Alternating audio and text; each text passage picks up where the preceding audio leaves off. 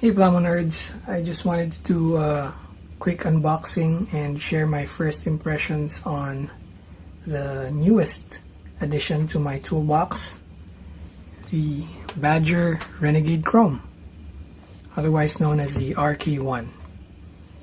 Let's have a look.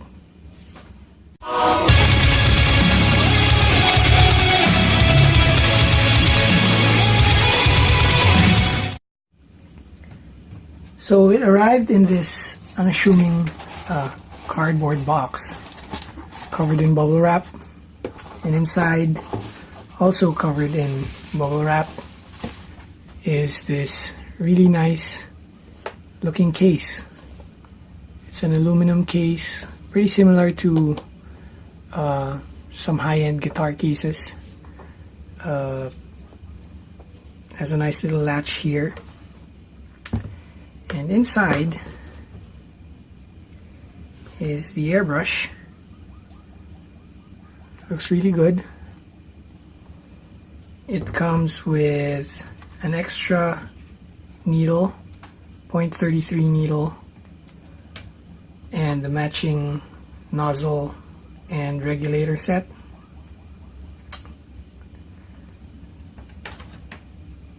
It also has this Badger to 1/8 air hose connector, so that means I can still use my current air hose with this airbrush. Let's take a look at the brush.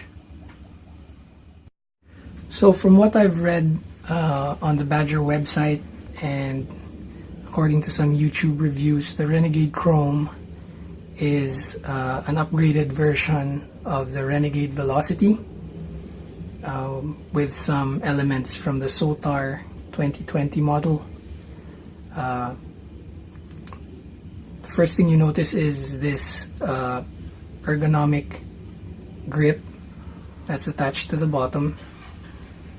It makes holding the airbrush feel really nice and natural, so that's a nice feature. The trigger is treated to something Badger calls glide coat, which is supposed to make the trigger action much smoother, and that does feel really smooth. So you can achieve really good control with the trigger. On the back here is a cutout for access to the needle nut for cleaning. And at the very rear end is this dial, which has some tension to it. So that's good because that means you can set some really precise settings on how far back you want to be able to pull that needle. Up front, it comes with this rubber cap, which it really needs because it's actually an open tip design. So instead of the regular cap that covers the needle completely, it only has these two prongs on either side. The good thing about it is that you can actually see exactly where that needle is aimed while painting. So yeah. The cup is a little smaller than the G233. Has a metal cap, which seems pretty secure. And inside, it's a really good cup design because there aren't any recessed areas that make cleaning difficult, so it looks really easy to clean the cup. So that's nice. It has another cool feature. If you take off the back, you have access to this lug here, which actually controls the spring tension on the trigger. So if you close that up that tightens the spring, and if you loosen it up, it feels much softer. So you can set this to whatever tension you like, and that's really nice.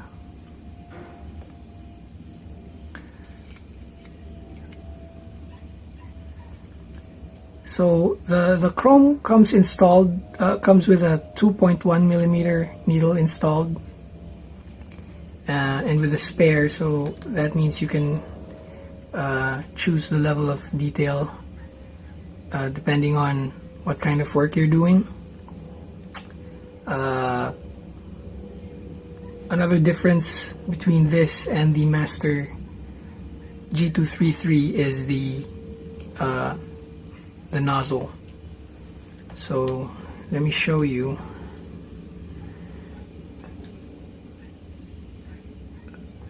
So the nozzle on this, not sure if you can see that, but it doesn't have any treads.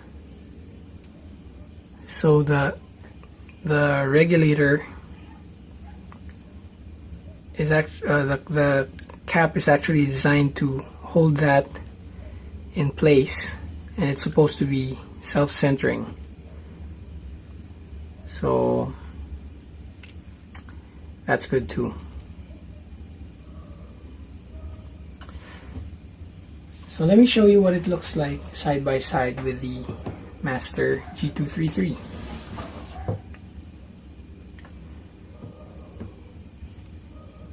So it isn't all that much longer, just by a little bit.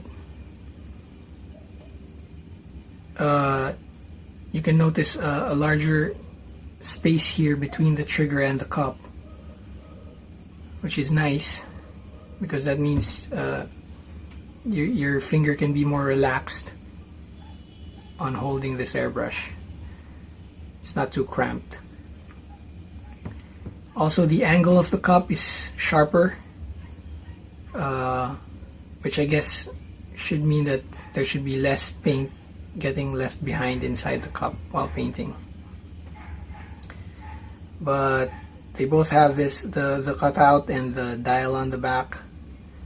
And yeah, I still need to see how well this works, because I've been using this for a while and it's quite good, at least for the price point. The Krome costs about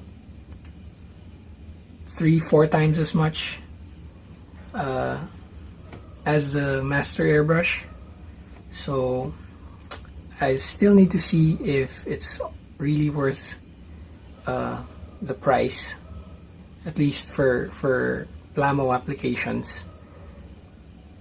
But yeah, as soon as I get that done, I'll do a full review and share it with you guys. So that's it for now. Thanks for watching.